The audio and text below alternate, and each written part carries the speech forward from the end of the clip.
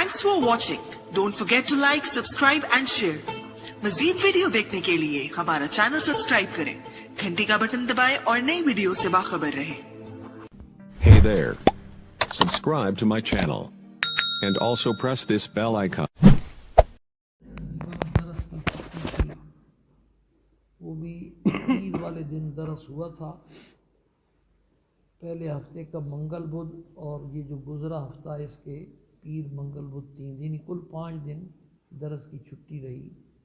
हमारे मदारिस का ये जो महीना है रजब का, ये साल का आखिरी महीना है। इसमें तकरीबन अक्सर मदारिस में दस्तारबंदी और ख़त्म बुखारी के प्रोग्राम होते हैं।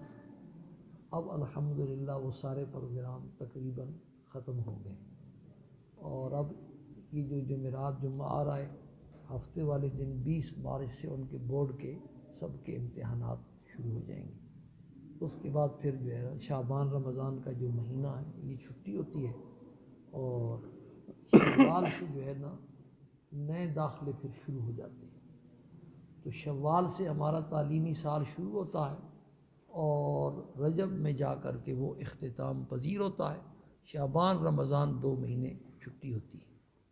ये इसलिए ऐलान कर रहा हूँ भी अभी से आप भी सोच के रखें दाखिले की, अपने बच्चों को, पोतों को, ख़ुद भी।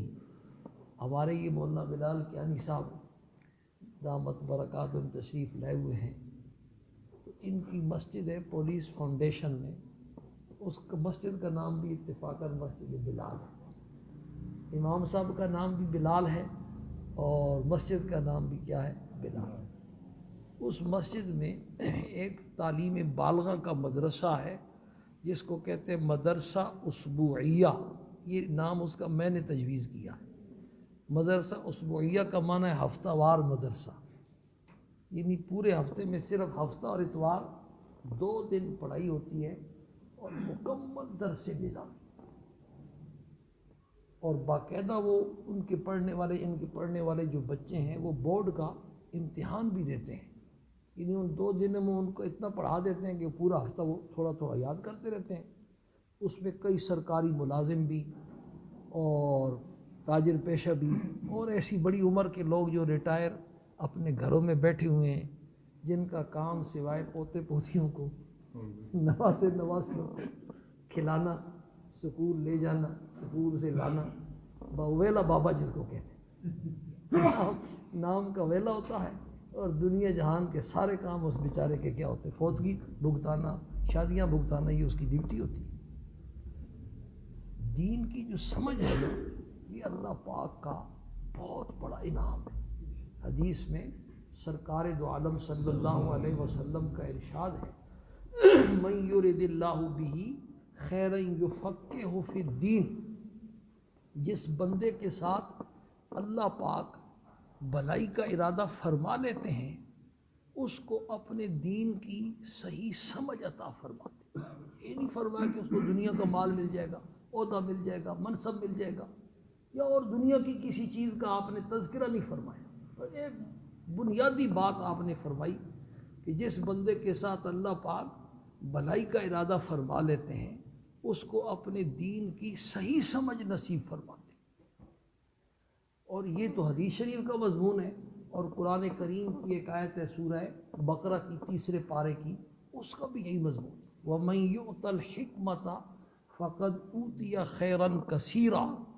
जिस बंदे को दीन की सही समझ मिल गई, उसको अल्लाह पाक ने बहुत बड़ी भलाई अता फरमा दी। हज़रत अब्दुल्लाह इब्न अब्बास रज़ी अल्लाह तआला अन्हुमा का वाक़या कई दफ़ा अर्ज़ किया कि आप सल्लल्लाहु अलैहि वसल्लम बैतुल खला तशरीफ़ ले गए, उन्होंने पानी का लोटा भर के बाहर रख दिया। आप बाहर निकले तो पूछा किसने रखा है, वो आगे बढ़े, हज़रत मैंने रखा। चचादाद भाई भी थे, बच्चे भी थे, आपने सीने के साथ लगाया और दुआ दी, अल्लाहुम्मा अल्लिमहुल किताबा व फ़क्किहु फिद्दीन। ए अल्लाह, इस बच्चे को अपनी किताब का इल्म अता फरमा और इसको दीन की समझ अता फरमा। बस आपकी दुआ लग गई।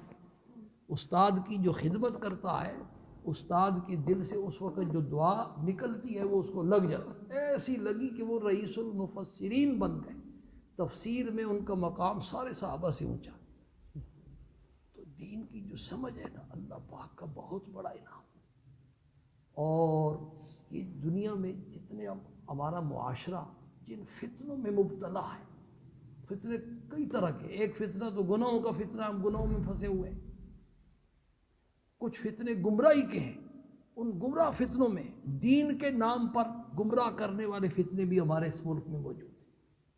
تو لوگ جو فتنوں میں پھنسے ہوئے ہیں، گناہوں میں پھنسے ہوئے ہیں نا، ان کی اگر آپ تحقیق کریں تو آپ یقیناً اس نتیجے پر پہنچیں گے کہ اس کا جو بنیادی سبب ہے نا وہ دینی تعلیم کا، دین کی سمجھ کا نہ ہونا. ایک بوڑھا ڈاکٹر کے پاس گیا اور کہنے لگا میرا کھانا ہضم نہیں ہوتا، میرا بڑا خراب ہے. اس نے کہا بابا جی یہ بڑھاپا ہے، یہ بڑھاپے کے آثار ہیں. تھوڑی دیر کے بعد کہتا ہے کمر میں بھی درد ہے، گھٹنوں میں بھی درد ہے. تو ڈاکٹر صاحب نے فرمایا کہ بابا جی یہ بڑھاپا ہے.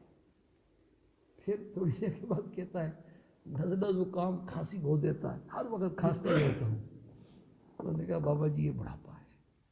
تو ڈاکٹر کہنے لگا، بابا کہنے لگا ڈاکٹر صاحب آپ عجیب آدمی، ہر بات بڑھاپا ہے، آپ کو تو کوئی بات آتی نہیں سوائے اس کے. تو وہ کہنے لگا بابا جی یہ بھی بڑھاپا ہے، یہ جو آپ کو میری بات پر غصہ آیا یہ بھی بڑھاپا ہے. تو ہماری ساری پریشانیوں کا جو سبب ہے، ہم بدعات میں مبتلا ہے، رسم و رواج میں مبتلا ہے، کئی گناہوں میں مبتلا ہے اور چھوڑنے کے لیے تیار نہیں. اس کی بنیادی جو وجہ ہے نا وہ دین کی صحیح سمجھ کرنا ہونا. دین کی صحیح سمجھ جس بندے کو نصیب ہو جاتی ہے وہ اللہ پاک کا اس پر ایسا انعام ہوتا ہے کہ اس کی زندگی میں چین، سکون، اطمینان پیدا ہو جاتا ہے. اس کی دنیا بھی بن جاتی ہے، آخرت تو بنے گی. دین کی سمجھ سے اس کی زندگی آسان ہو جاتی ہے، سارے کام اس کے لیے. اور دین کی صحیح جو سمجھ حاصل ہوتی ہے نا وہ کتابیں پڑھنے سے نہیں ہوتی، وہ نیٹ پر یا واٹس ایپ پر یا جو آپ کا وہ کیا ہے سوشل میڈیا کے مختلف چینل ہیں ان پر بیانات سننے سے نہیں ہوتی. دین کی جو صحیح سمجھ ہے نا وہ اللہ والوں کی صحبت سے نصیب ہوتی. بعض ایسے بزرگ بھی گزرے ہیں کہ بس وہ بس ایسے بیٹھے رہتے تھے. حضرت خواجہ خان محمد صاحب رحمہ اللہ جن کی زیارت لوگوں کو ہوئی ہے، انہوں نے اپنی آنکھوں سے دیکھا ہوگا، ان کا مشاہدہ، بس وہ ایسے بیٹھے تھے. مجال ہے کہ کوئی بات کرے، لیکن بیٹھنے والوں کی دلوں میں انقلاب پیدا ہو، دنیا سے نفرت پیدا ہو رہی ہے، آخرت کا شوق اور ذوق، آخرت کی رغبت پیدا ہو رہی ہے.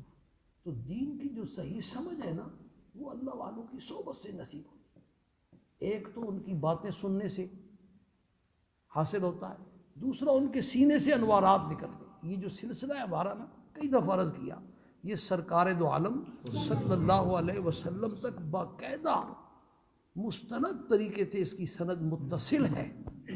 اور آپ تک یہ جتنے سینہ بسینہ ہم تک باتیں پہنچی ہیں، بڑے مقدس سینے، پاک باز، دیندار، پرہیزگار لوگ، ان کے سینوں سے یہ منتقل ہوتے ہوئے فیض ہم تک پہنچا ہے اور اللہ والوں تک پہنچتا ہے. پھر ان کی مجلس میں جو بیٹھنے والے ہیں تو ان کے سینے سے نکلنے والے جو انوارات ہیں وہ تو اللہ والوں کی صحبت سے یہ ساری چیز دین کی سمجھ نصیب ہوتی ہے.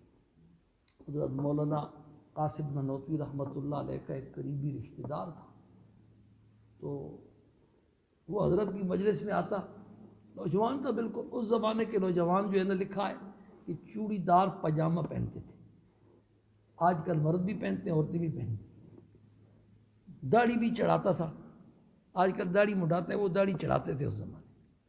اور چھلے والے بھی پہنتا تھا. کئی مہینے گزر گئے، حضرت کے جو مرید تھے اس کے بھی جاننے والے حضرت کے رشتہ دار تھے، حضرت کو بار بار تنگ کرتے کہ یہ نوجوان آپ کے پاس آتا ہے اور یہ ایسی شکل کا ہے، آپ کچھ کہتی نہیں ہے. حضرت اس انتظار میں تھے کہ یہ آتا رہے، کچھ مناسبت پیدا ہو جائے. تو پھر میں کہوں بغیر مناسبت کے ایسا ہی ہے جیسے خشک زمین ہو اور آپ اس میں ہل نہ چلائیں، پانی نہ لگائیں، کھاد نہ ڈالیں اور جا کر کے قیمتی سے قیمتی بیج بھی جا کر کے پھینکائیں نا، اس کا کوئی فائدہ نہیں ہوگا. تو جب کئی مہینے گزر گئے، حضرت نے دیکھا کہ اب ماشاءاللہ اس کے اندر کچھ مناسبت بھی پیدا ہو گئی ہے، استعداد بھی پیدا ہو گئی ہے. تو جب سارے لوگ چلے گئے حضرت نے اس کو کہا بھی تم تھوڑی دیر بیٹھو، میں کام ہے تیرے سے. تو اس کو کہا کہ یار تو اور میں دونوں دوست ہیں، ہمارا اٹھنا بیٹھنا اکٹھا ہے، لوگ بھی ہمیں آپس میں ایک دوسرے کا تعلق والا سمجھتے ہیں، لیکن تیری شکل وضع قطع یہ بالکل جو ہے نا الگ ہے، میری الگ ہے. کل سے میں اور تو ایک جیسے بنیں گے. ایسا ہے کہ میرے لیے بھی ایک ایسا پاجامہ لے کے آ جانا، تو یہ چھلے والے میرے لیے بھی خرید کے لے آ. تو بس حضرت کا کہنا تھا کہ اس نے رونا شروع کر دیا، اور اس کے بعد جو ہے نا وہ پھر گھر سے نہیں نکلا مہینے 2 مہینے تک، جب تک اس کی داڑھی پوری نہیں ہو گئی. پھر آیا تو امامہ باندھا ہوا ہے اور داڑھی سنت کے مطابق ہے اور لباس اس کا سنت کے مطابق ہے. تو بزرگوں کی صحبت کا یہ اثر دل کی دنیا میں ایک انقلاب پیدا ہو گیا. حضرت گنگوئی رحمہ اللہ کا ایک مرید تھا، حضرت سے بیعت ہو گیا. تو حضرت نے وہ بزرگ جو ہے نا جب کسی کو بیعت کرتے ہیں تو وہ توبہ کے الفاظ کہلاتے ہیں، میں فلاں گناہ سے بھی توبہ کرتا ہوں، شرک سے، بدعت سے، فلاں گناہ سے، فلاں، ساری توبہ کروا لی اور دعا کر دی. تو اس نے کہا حضرت آپ نے تو نشے سے توبہ نہیں کروائی ہے، میں تو نشہ بھی کرتا ہوں. تو حضرت نے کہا بھی میں عالم الغیب تو ہوں نہیں، مجھے کیا پتا کہ تم نشہ کرتا ہے، چلو اب نشے سے بھی توبہ کر، نشے سے بھی توبہ کروا. اور پھر فرمایا کہ تھوڑا تھوڑا چھوڑنا، یکدم نہ چھوڑنا، چھوڑ دو لیکن تھوڑا تھوڑا کر کے چھوڑو. بہرحال اس نے کہا یکدم چھوڑ دی. کچھ دن گزرے، مہینہ 2 مہینے گزرے تو کچھ پیسے لے کے آیا، اور وہ پیسے لا کر کے حضرت کے ہاتھ پر رکھے، یہ حضرت یہ ہدیہ ہے. تو حضرت نے پوچھا، فرمایا بھی یہ کیا، کہاں سے لایا؟ کہنے لگا کہ میں روزانہ 4 آنے کا نشہ کرتا تھا، تو جب آپ نے نشے سے توبہ کروائی نا تو میرا جو نفس ہے نا وہ بڑا خوش ہوا کہ چلو آج سے 4 آنے بچ جائیں گے اور پیسے جمع ہو جائیں گے. تو جب یہ خوش ہوا تو اس کو میں نے کہا یہ پیسے میں تجھے نہیں دوں گا، یہ تو اپنے پیر کو دوں گا جس نے نشہ چھڑوایا، یہ وہ پیسے ہیں. حضرت تھانوی رحمۃ اللہ علیہ نے یہ واقعہ لکھا ہے، اور واقعہ لکھنے کے بعد فرمایا بھی یہ دیکھو چند منٹ کی صحبت تھی حضرت گنگوئی رحمہ اللہ کی، اور اس نے کیا اثر کر دکھایا کہ ایک تو دنیا کی محبت دل سے نکل گئی، اور نفس کی جو باریکی ہے نا وہ بھی سمجھ میں آ گئی، نفس کی چال بھی اس کو سمجھ میں آ گئی. جگر مراد آبادی کا نام آپ نے سنا ہوگا، حضرت تھانوی رحمۃ اللہ علیہ سے بیعت ہوا، شراب بھی پیتا تھا، اونچا درجے کا شاعر تھا. حضرت کے پاس جو ہے نا اجازت مانگی کہ میں آؤں گا، لیکن مجھے ایک تو یہ ہے کہ میں شراب جو ہے نا آپ کے یہاں بھی پیوں گا، شراب میں چھوڑ نہیں سکتا. حضرت نے فرمایا کہ تم آؤ، میں تمہیں اپنے گھر میں ٹھہراؤں گا، خانقاہ میں تو شراب پینے کی اجازت نہیں دی جا سکتی، تم میرے مہمان ہو، گھر میں بے شک بھی نہ. وہاں گیا، حضرت سے ملاقات ہوئی تو حضرت نے بیعت کیا، لیکن 2-3 دعائیں اس نے کروائی. ایک تو دعا کروائی کہ حضرت دعا کرے میں داڑھی رکھ لوں، اور دوسرا یہ دعا کروائی کہ میں حج کراؤں، اور تیسری دعا یہ کروائی کہ یہ شراب مجھ سے چھوٹ جائے. 3 دعائیں حضرت نے کر دی اور فرمایا بھی شراب چھوڑنا لیکن تھوڑی تھوڑی کر کے چھوڑنا، یکدم نہ چھوڑنا. بس حضرت کی چند منٹ کی صحبت تھی، واپس ہوا تو شراب بھی چھوڑ دی، داڑھی بھی رکھ لی. جب شراب چھوڑی تو ڈاکٹر نے کہا جگر صاحب آپ مر جائیں گے، موت واقع ہو جائے گی، تھوڑی تھوڑی کر کے چھوڑے. اگر میں پیتا رہوں گا ساری تو بتاؤ پھر نہیں مروں گا. تو ڈاکٹر نے کہا میں اس کی تو کوئی گارنٹی نہیں دے سکتا، مرے گی تو پھر بھی. تو جگر صاحب فرمانے لگے بھائی اگر شراب پیتی پیتی بھی میں نے مرنا ہے اور اللہ کا نافرمان بن کے جاؤں گا تو پھر شراب چھوڑ کے کیوں نہ مروں، اللہ کا فرمان بردار بن کے کیوں نہ جاؤں. سبحان اللہ، سبحان اللہ، سبحان اللہ. حضرت تھانوی رحمہ اللہ کی چند منٹ کی صحبت. ایک لڑکی کی تصویر بھی جو ہے نا وہ کندہ کروائی ہوئی تھی اپنے بازو کے اوپر. اب جب توبہ کی تو اب اس تصویر کو بھی مٹانا ہے. مٹوانے کے لیے گئے تو ڈاکٹروں نے کہا کہ اس کو سن کرتے ہیں یا آپ کو بے ہوش کرنے کا. جب میں نے یہ بنوائی تھی تو اس وقت ایسا محبت کا اور عشق کا نشہ تھا، جھوٹے عشق کا نشہ تھا کہ بالکل میں نے جو ہے اپنے ہوش و حواس میں بنوائی تھی. تو اب جتنی تکلیف بھی ہوگی میں برداشت کروں گا، میں ہوش و حواس میں اس کو مٹواؤں گا۔ پھر داڑھی بھی رکھ لی، حج بھی کرائے، جب داڑھی رکھ لی تو ایک شعر کہا، چلو دیکھائیں تماشا جگر کا، چلو دیکھائیں تماشا جگر کا، سنا ہے وہ کافر مسلمان ہو۔ ایک تانگے کے اوپر جگر صاحب بیٹھے ہوئے جا رہے تھے، اور وہ تانگے والا جو ہے نا یہی شعر پڑھ رہا، اس کو نہیں پتہ کہ جگر صاحب یہ ہے۔ جگر صاحب نے یہ شعر سنا تو رونا شروع کر۔ تو میں یہ عرض کر رہا تھا کہ اللہ والوں کی جو صحبت ہے نا، دین کی صحیح سمجھ حاصل کرنے کا بنیادی طریقہ۔ تو بھائی یہ جو دینی تعلیم کے مراکز ہیں، مدارس ہیں، یہ اللہ والوں کی صحبت کا بہترین۔ جو بچے اپنے اساتذہ سے پڑھتے ہیں ان استادوں میں اکثر اللہ والے ہوتے ہیں، پھر مضمون بھی قرآن و حدیث کا اور پڑھانے والے بھی اللہ والے، تو کیسے ان کے دل کی دنیا تبدیل نہیں؟ اس لیے آپ حضرات سے گزارش ہے کہ ابھی تو سال ختم ہو گیا، آنے والا سال ایک تو یہ مدرسہ اسبوعیہ ہے، اس میں دن میں ہفتے میں 2 دن ہیں بس۔ عربی کا مقولہ ہے نا، ما لا یدرک کلہ لا یترک کلہ، جس چیز کو تم پورا پورا حاصل نہیں کر سکتے اس کو پورا پورا چھوڑ بھی نہ دو۔ تو بھائی کچھ تو ہوگا نا، اگر پورے محقق عالم نہ بنے تو کم سے کم گزر بھی گئے تو اس کا سب سے بڑا فائدہ یہ ہوگا کہ دین کی سمجھ حاصل ہو جائے گی، گمراہی سے آپ بچ جائیں گے، آپ کی نسلیں بچ جائیں گی، گھر کے اندر ایسی بات پیدا ہو جائے گی۔ اور دوسرے مدرسے مسائیہ ہیں۔ مدرسہ مسائیہ جو ہے نا اس کا اوقات ہے عصر سے لے کر کے رات کے 10 بجے تک۔ ایسے لوگ جو سرکاری ملازم ہیں یا سکول اور کالج میں پڑھتے ہیں، جن کے پاس وقت نہیں ہوتا دن کو، ان کے لیے بھی علماء نے ایسے مدارس شروع کیے ہیں جن میں عصر سے لے کر رات کو 10 بجے تک تعلیم ہوتی ہے۔ کئی سالوں سے ہمارے جامعہ افریدیہ میں، گورڑے میں ایسے فارغ ہونے والے بچے، جب وہ شام کو پڑھتے رہتے ہیں، دفتر سے سیدھا مدرسے میں آیا اور رات کو 10 بجے گھر گیا، صبح اٹھ کر کے دفتر سے مدرسہ اور مدرسے سے پھر گھر۔